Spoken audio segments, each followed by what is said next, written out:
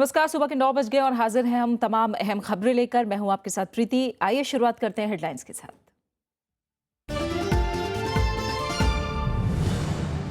दलित छात्र की आत्महत्या मामले में केंद्रीय मंत्री बंडारू दत्तात्रेय के खिलाफ मामला दर्ज। कांग्रेस ने मांगा इस्तीफा। राहुल गांधी आज जाएंगे हैदराबाद यूनिवर्सिटी।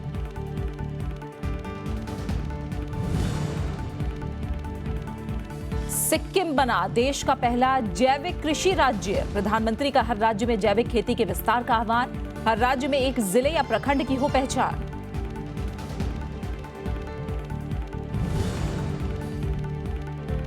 आयकर कानून को सरल बनाने के लिए कई सिफारिशें। जस्टिस ईश्वर समिति ने सौंपी रिपोर्ट। टीडीएस को 5% करने और टैक्स कटौती की सीमा बढ़ाने पर जोर।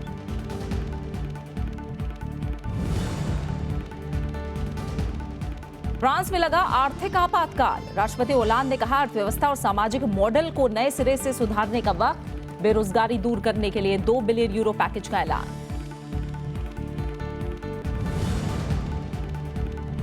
और कच्चे तेल की कीमतों में भारी गिरावट। 2003 के बाद पहली बार प्रति बैरल $28 के नीचे। ईरान से प्रतिबंध हटने का असर।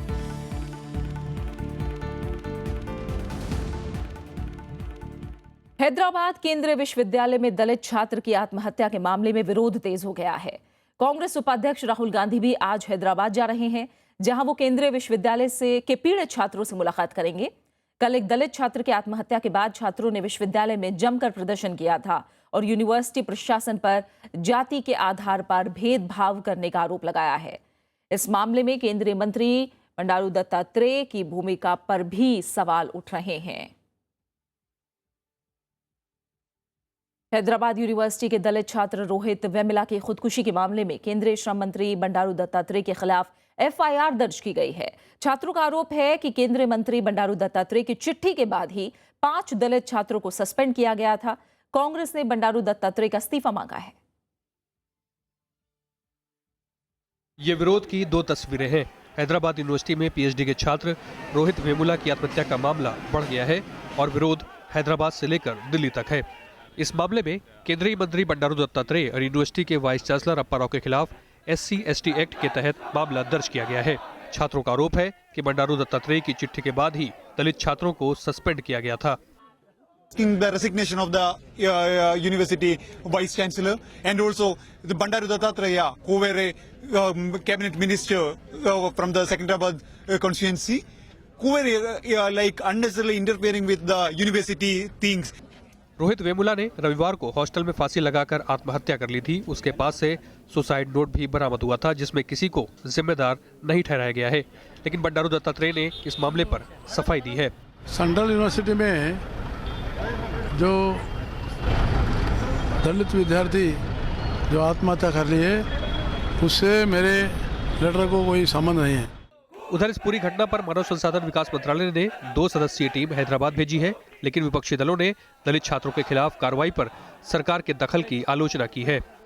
हम तत्काल मांग करते हैं कि ऐसे मंत्री का इस्तीफा हो। This is a fight between ABVP and ASA, Ambedkar Students Association, and unfortunate that central ministers are involving and siding a student union which supports their party organization. दरअसल पिछले साल अगस्त में अखिल भारतीय विद्यार्थी परिषद के कार्यकर्ताओं से झड़प के कारण रोहित वेमुला सहित 5 दलित छात्रों को हॉस्टल से निकाल दिया गया था। प्रदर्शनकारी छात्रों का आरोप है कि विश्वविद्यालय प्रशासन ने छात्रों को कॉलेज से निकालने के फैसले में पक्षपात किया था। Bureau report, Rajya Sabha TV. राष्ट्रीय अनुसूचित जाति आयोग ने आरोप लगाया है कि हैदराबाद स्थित केंद्रीय विश्वविद्यालय में राजनीति के चलते दलित छात्र को आत्महत्या के लिए मजबूर होना पड़ा। आयोग ने सोमवार को विश्वविद्यालय का दौरा किया और छात्रों समेत दूसरे पक्षों से बात की। इसके बाद राष्ट्रीय अनुसूचित जाति आयोग के अध्यक्ष PL पुनिया ने कहा कि आयोग इस मुद्दे को मजबूती से उठाएगा और इस मामले पर पुलिस, प्रशासन और विश्वविद्यालय से रिपोर्ट मांगेगा। जो दोषी लोग हैं उनको दंडित किया जाए, उनको जेल भेजा जाए।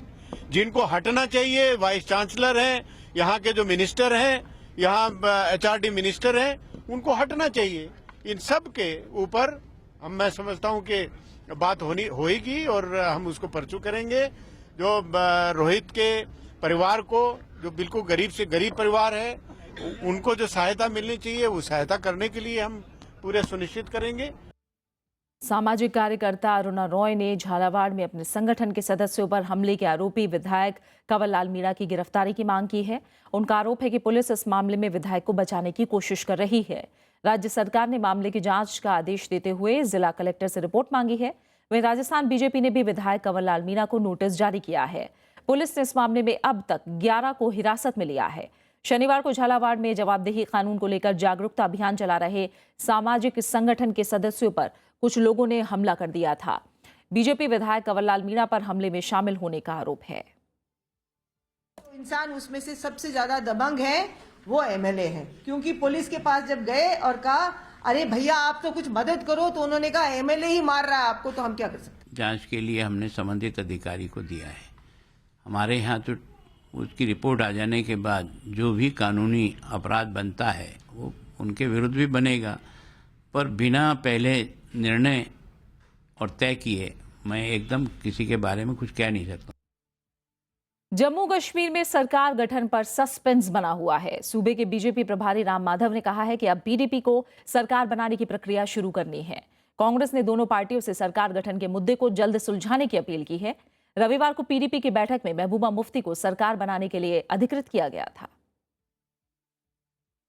जम्मू कश्मीर में रविवार को सरकार गठन के मद्देनजर पीडीपी की मैराथन बैठक के बाद सोमवार को सूबे के बीजेपी प्रभारी राम माधव का बयान आया। उन्होंने पीडीपी बीजेपी गठबंधन के बरकरार रहने की उम्मीद जताई। उसकी वैधानिक प्रक्रिया उनको प्रारंभ करनी है। एक बार वो प्रारंभ वो करेंगे, प्रोसेस वो शुरू करेंगे, तो बाद में हमें जो कुछ भी करना है उस पर हम बात करेंगे। इस बीच कांग्रेस ने पीडीपी और बीजेपी दोनों से सरकार गठन के मुद्दे को जल्द सुलझाने की अपील की है। We would just like to ask both the governments that they made commitments to the people of Jammu Kashmir. They haven't seen any progress in the last few months, and the commitments they made to the electorate and of Jammu and Kashmir, they should fulfill those electorates instead of trying to bring about a constitutional crisis in the state of Jammu and Kashmir. सूबे के पूर्व मुख्यमंत्री उमर अब्दुल्ला ने BJP के साथ तालमेल से साफ इनकार किया है। जम्मू कश्मीर में पूर्व मुख्यमंत्री मुफ्ती मोहम्मद सईद के निधन के बाद से नई सरकार पर सस्पेंस बरकरार है। सूबे में राज्यपाल शासन को एक हफ्ते से भी ज्यादा का वक्त हो चुका है। विशाल दहिया, राज्यसभा टीवी। प्रधानमंत्री नरेंद्र मोदी ने गैंगटॉक में जैविक कृषि समिट के दौरान सिक्किम को ऑर्गेनिक राज्य घोषित किया। उन्होंने कहा कि जैविक कृषि पर देश को सिक्किम से सीख लेने की जरूरत है। प्रधानमंत्री ने किसानों की फसलों के बीमा पर भी जोर दिया। प्रधानमंत्री आज असम का भी दौरा करने वाले हैं, जहां वो कई कार्यक्रमों में शिरकत करेंगे।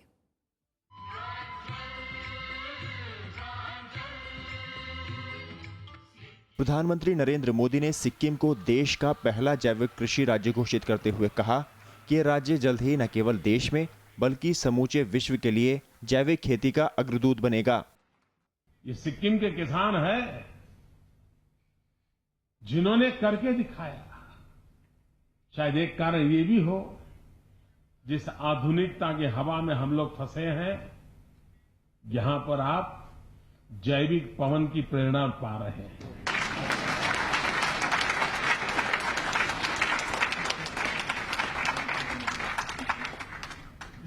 और ये पवन अब सिक्किम तक सीमित नहीं है, जैविक पवन पूरे देश में फैलने वाला है। प्रधानमंत्री नरेंद्र मोदी ने जैविक खेती को बेहद उपयोगी बताते हुए कहा है कि देश के हर राज्य के कम से कम एक जिले या फिर एक ब्लॉक में इसको आजमाया जाना चाहिए। उसके स्पेशल अरेंजमेंट कर करके किसानों को गाइड करना, उनको जो आवश्यकता है वो प्रोवाइड करना और उनके मार्केटिंग तक की व्यवस्था को खड़ा करना। अगर एक ब्लॉक या एक डिस्ट्रिक्ट सफल हो गया तो बाकी जगह पे अपने आप होना शुरू हो जाएगा। प्रधानमंत्री ने कृषि से जुड़े मोबाइल फोन एप्लीकेशन विकसित करने, मंडियों को ऑनलाइन करने पर भी जोर दिया। उन्होंने हाल ही में घोषित फसल बीमा योजना और मिट्टी स्वास्थ्य कार्ड के लाभों की भी चर्चा की। Bureau report, Rajya Sabha TV. BJP ने केरल और तमिलनाडु में विधानसभा चुनाव की तैयारी शुरू कर दी है। इस कवायद के तहत केंद्रीय स्वास्थ्य मंत्री जेपी नड्डा को केरल का चुनाव प्रभारी बनाया गया है। वहीं केंद्रीय पर्यावरण मंत्री प्रकाश जावड़ेकर को तमिलनाडु का चुनाव प्रभारी बनाया गया है। केंद्रीय मंत्री राजीव प्रताप रूडी केरल में सह प्रभारी होंगे, जबकि पीयूष गोयल तमिलनाडु के लिए सह प्रभारी बनाए गए हैं। बीजेपी की तरफ से बयान जारी करके इनकी नियुक्ति की जानकारी दी गई। केरल और तमिलनाडु के अलावा असम, पश्चिम बंगाल और पुदुचेरी में भी इस साल विधानसभा चुनाव होने हैं। कांग्रेस ने कहा है कि प्रधानमंत्री नरेंद्र मोदी देश की अर्थव्यवस्था संभालने पर ध्यान दें। कांग्रेस के मुताबिक 2016 के पहले 2 हफ्तों में विदेशी निवेशकों ने देश से $70 करोड़ निकाल लिए हैं।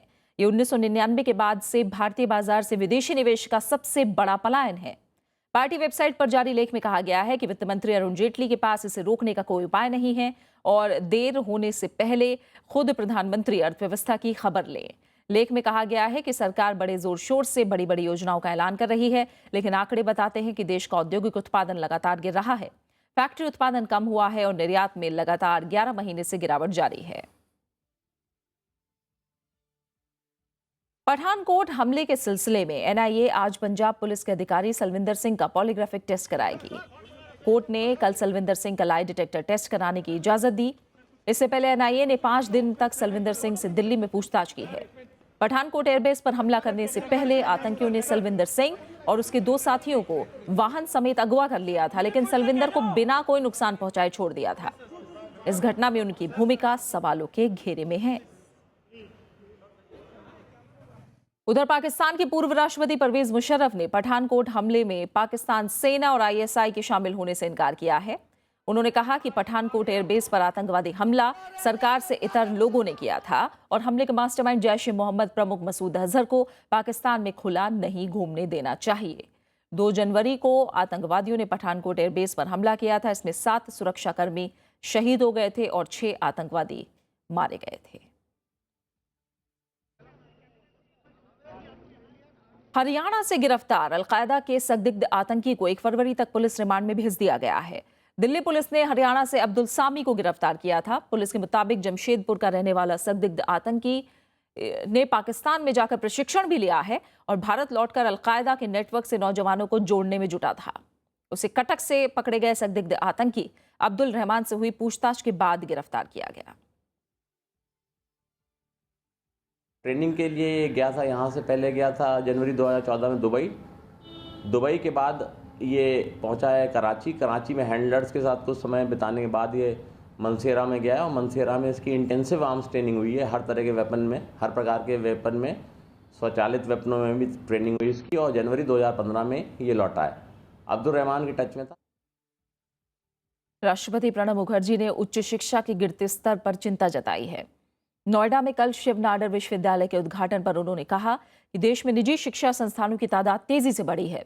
करीब 60% छात्र निजी कॉलेजों में पढ़ते हैं। इसके बावजूद उच्च शिक्षा के स्तर में लगातार गिरावट आ रही है। राष्ट्रपति ने कहा कि अगर इसे नहीं बदला गया तो हमारे पास डिग्री धारक तो बहुत होंगे, लेकिन काम करने वाले योग्य नागरिक नहीं। खबरें जारी हैं, हम लौट रहे हैं एक छोटे से ब्रेक के बाद।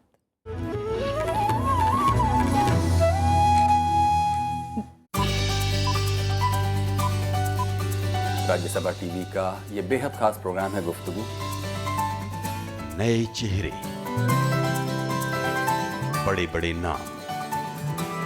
नमस्कार, मैं हूं प्रकाश झा। मैं हूं कनू बहल। मैं हूं सौरभ शुक्ला। मैं हूं धृतिमान चैटर्जी। मैं हूं के संदिल कुमार। मैं हूं ललित मोहन तिवारी। मैं हूं सहज शिंदे। मैं हूं मनोज वाजपेयी। आपके चहते प्रोग्राम गुफ्तगू गुफ्तगू गुफ्तगू गुफ्तगू गुफ्तगू गुफ्तगू शुरू हो रहा है गुफ्तगू का नया सीजन, सिर्फ राज्यसभा टीवी पर। যদি তোর ডাক শুনে কেউ না আসে তবে একলা চলো রে, যদি তোর ডাক শুনে কেউ না আসে তবে একলা চলো রে। একলা চলো একলা চলো একলা চলো একলা। विरासत में इस बार गुरुदेव रविंद्रनाथ ठाकुर का रचना संसार हिंदी में पहली बार सिर्फ राज्यसभा टेलीविजन पर। একলা চলো একলা চলো একলা চলো রে।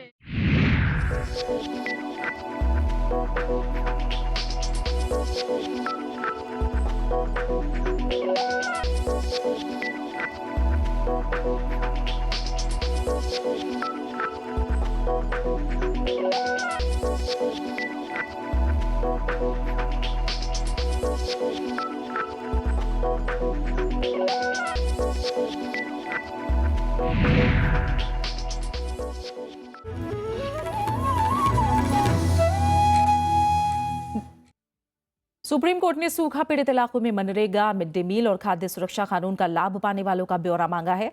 कोर्ट ने सूखा पीड़ित 12 राज्यों को ये आंकड़े केंद्र को देने को कहा है। इसके बाद ये जानकारी सुप्रीम कोर्ट को दी जाएगी। कोर्ट ने केंद्र सरकार को निर्देश दिया कि सभी राज्य सरकारों के साथ बैठक करके इस बारे में जानकारी लें। सूखे के हालात पर स्वराज अभियान ने शीर्ष अदालत में याचिका दाखिल की है। अगली सुनवाई शुक्रवार को होगी।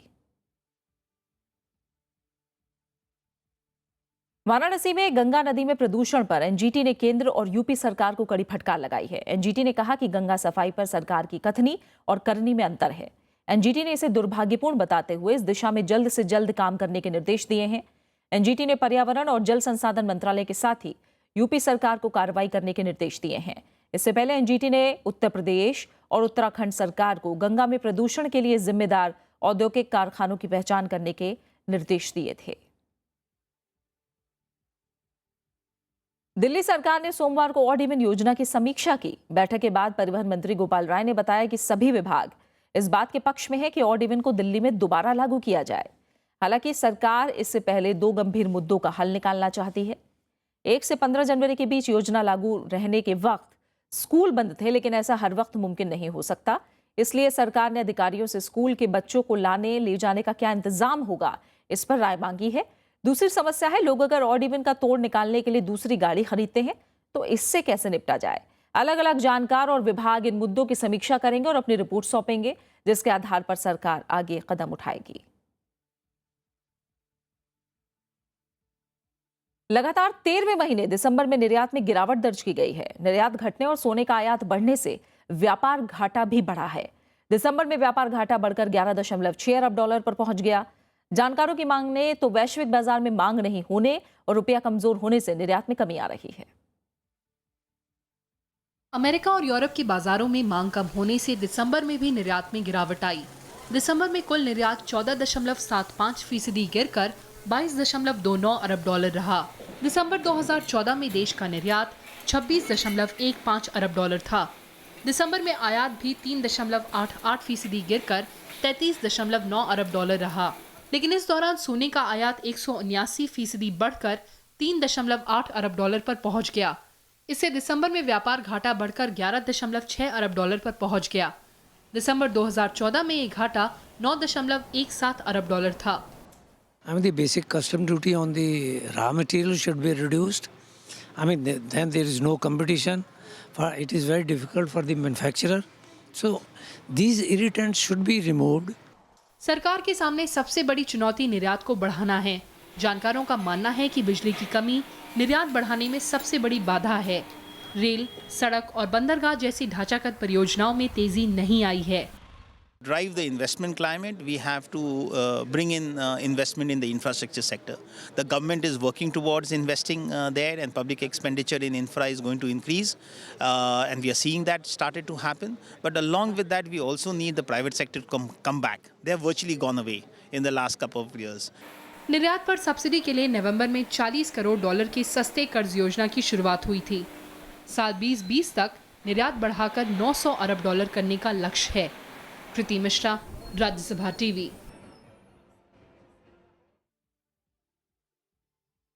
समिति ने रिपोर्ट सौंप दी है। इसमें स्रोत पर कर यानी टीडीएस की दर घटाने, टैक्स कटौती सीमा बढ़ाने और विदहोल्डिंग टैक्स की दर में कटौती की सिफारिश की गई है। समिति ने माना है कि देश में करीब 65% व्यक्तिगत आयकर संग्रह टीडीएस के जरिए होता है। ऐसे में टीडीएस प्रावधानों को ज्यादा सरल बनाने की जरूरत है। समिति का कहना है कि व्यक्तिगत लोगों और हिंदू अविभाजित परिवार के लिए टीडीएस दर के मौजूदा 10% से घटाकर 5% किया जाना चाहिए। समिति ने सुझाव दिया है कि प्रतिभूतियों पर ब्याज के मामले में टीडीएस की सीमा को मौजूदा 2,500 रुपए से बढ़ाकर 15,000 रुपए वार्षिक किया जाना चाहिए। किराए से आय के लिए टीडीएस की सीमा को 1,80,000 रुपए बढ़ाकर 2,40,000 रुपए वार्षिक करने का प्रस्ताव किया गया है। इसके अलावा पेशेवर या तकनीकी सेवाओं के लिए सीमा को बढ़ाकर 30,000 रुपए से 50,000 रुपए करने का सुझाव दिया गया है। आरबीआई सरकारी सिक्योरिटीज में 10,000 करोड़ रुपए का निवेश करेगा। केंद्रीय बैंक बुधवार को ओपन मार्केट ऑपरेशंस के जरिए 10,000 करोड़ रुपए की सरकारी सिक्योरिटी खरीदेगा। रिजर्व बैंक के कदम से मार्केट में लिक्विडिटी बढ़ेगी। आरबीआई ने मौजूदा लिक्विडिटी को देखते हुए यह फैसला लिया है। ओपन मार्केट ऑपरेशन के तहत रिजर्व बैंक 2023, 2025 और 2030 में मैच्योर हो रही सिक्योरिटीज खरीदेगा।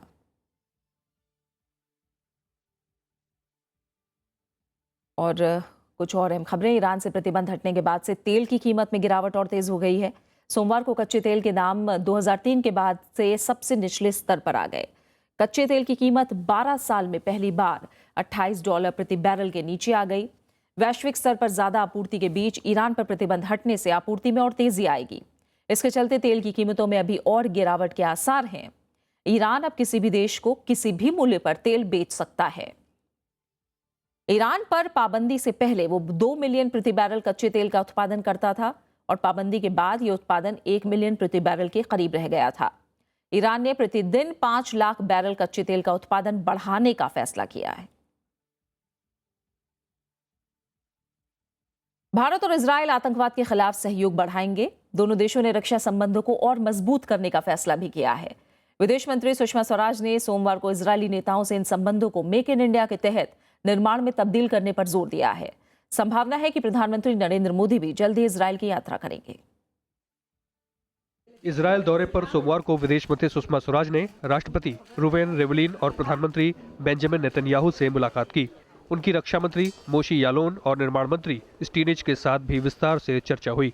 प्रोटोकॉल से हटकर प्रधानमंत्री नेतन्याहू ने सुषमा स्वराज के साथ साझा प्रेस कॉन्फ्रेंस की। India attaches the highest importance to the full development of wide-ranging ties with Israel.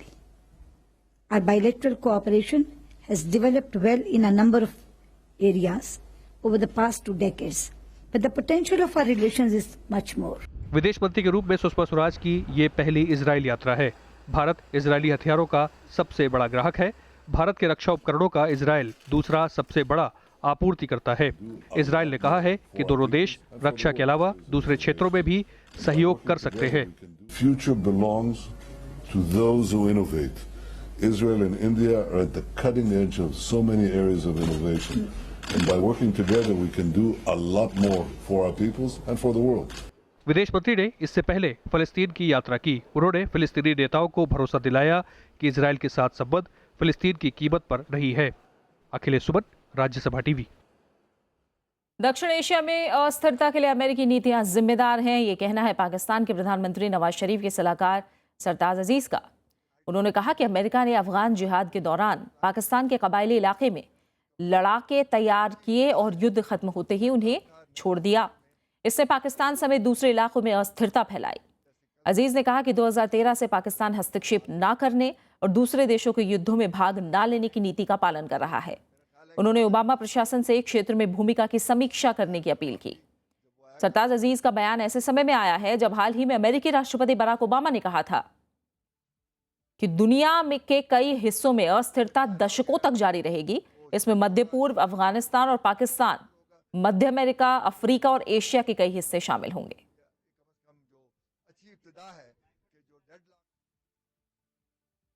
Taliban को वार्ता की मेज पर लाने के लिए कल काबुल में 4 देशों की बैठक हुई। इसमें अफगानिस्तान के साथ पाकिस्तान, चीन और अमेरिका ने हिस्सा लिया। अफगानिस्तान के विदेश मंत्री सलाउद्दीन रब्बानी ने कहा कि तालिबान को वार्ता की पेशकश स्वीकार कर लेनी चाहिए। इसमें तालिबान जितनी देर करेगा दुनिया में वो उतना ही अलग थलग होता जाएगा। पिछले हफ्ते ऐसी ही बैठक इस्लामाबाद में भी हुई थी। 16 जनवरी को तालिबान ने एक बयान में अमेरिका के साथ किसी तरह की वार्ता से इनकार किया।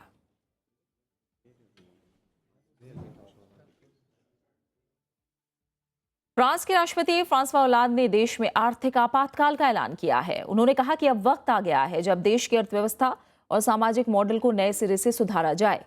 ओलांद ने विकास को बढ़ावा देने और बेरोजगारी दूर करने के लिए आर्थिक सुधारों का भी ऐलान किया। उन्होंने बेरोजगारी दूर करने के लिए 2 बिलियन यूरो की योजना को सामने रखते हुए अर्थव्यवस्था में संशोधन की बात भी कही। ओलांद ने ऑनलाइन अर्थव्यवस्था में श्रमिक अनुकूल मॉडल में सुधार पर भी जोर दिया। इन उपायों में कंपनियों को नए मजदूरों की नियुक्ति और 5 लाख श्रमिकों के लिए नए प्रशिक्षण व्यवस्था प्रोत्साहित करने के तहत कुछ श्रमिक अनुकूल उपाय शामिल हैं। Ce que je viens de présenter représente un effort budgétaire significatif, plus de 2 milliards d'euros, à la fois ce qui relève de la formation et ce qui est lié aux mesures pour l'embauche dès aujourd'hui. Yemen में Saudi सेनाओं के हवाई हमले में 26 लोगों की मौत हुई है, जबकि 15 लोग जख्मी हुए हैं। सोमवार को सऊदी गठबंधन की बमबारी में राजधानी सना में पुलिस विभाग की एक इमारत को निशाना बनाया गया। स्थानीय सुरक्षा अधिकारियों के मुताबिक इमारत के मलबे में अब भी करीब 30 और लोग फंसे हो सकते हैं। इस इलाके पर शिया हूती संगठन अंसारुल्लाह का कब्जा है। मारे गए लोगों में पुलिसकर्मी और अंसारुल्लाह के लड़ाके शामिल हैं।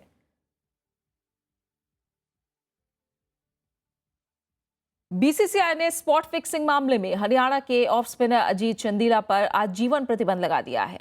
वहीं मुंबई के बल्लेबाज सिकिन शाह पर 5 साल की पाबंदी लगाई है। इन दोनों पर 2013 के आईपीएल में मैच फिक्स करने के आरोप लगे थे। बीसीसीआई की अनुशासन समिति ने कल मुंबई में हुई बैठक के बाद ये प्रतिबंध लगाया। समिति ने चंदीला के साथ ही आरोपी पाकिस्तानी अंपायर असद रऊफ पर फैसला 12 फरवरी तक टाल दिया है। उन्हें जवाब देने के लिए 9 फरवरी तक का समय दिया गया है। अब तक क्रिकेट में फिक्सिंग ने खेलों को शर्मसार किया, लेकिन अब टेनिस में भी मैच फिक्स किए जाने की बातें सामने आई हैं। बीबीसी और बज़फीड न्यूज ने टेनिस मैच फिक्सिंग का दावा किया तो टेनिस जगत में खलबली मच गई है। दुनिया के नंबर 1 टेनिस खिलाड़ी नोवाक जोकोविच ने भी 2007 में मैच फिक्सिंग की कोशिश के एक वाकये का खुलासा किया है। बीबीसी के मुताबिक बीते दशक में शीर्ष के 50 खिलाड़ियों में से 16 संदिग्ध रूप से सट्टेबाज गुटों के संपर्क में रहे। टेनिस इंटीग्रिटी यूनिट यानी TIU ने उन पर बार बार शक भी किया। बीबीसी ने तो यहां तक कहा है कि संदिग्ध 8 खिलाड़ी तो 2016 के ऑस्ट्रेलियन ओपन में भी हिस्सा ले रहे हैं। और अब आखिर में एक नजर हेडलाइंस पर।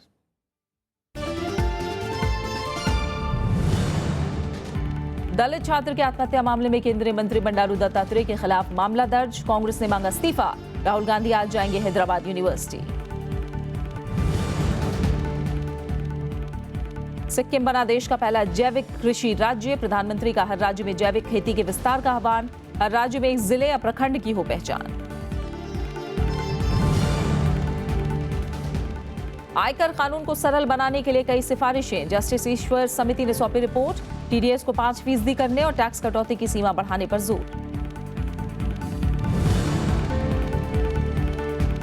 फ्रांस में लगा आर्थिक आपातकाल। राष्ट्रपति होलांद ने कहा अर्थव्यवस्था और सामाजिक मॉडल को नए सिरे से सुधारने का वक्त। बेरोजगारी दूर करने के लिए 2 बिलियन यूरो पैकेज का ऐलान। और कच्चे तेल की कीमतों में भारी गिरावट। 2003 के बाद पहली बार प्रति बैरल $28 के नीचे। ईरान से प्रतिबंध हटने का असर।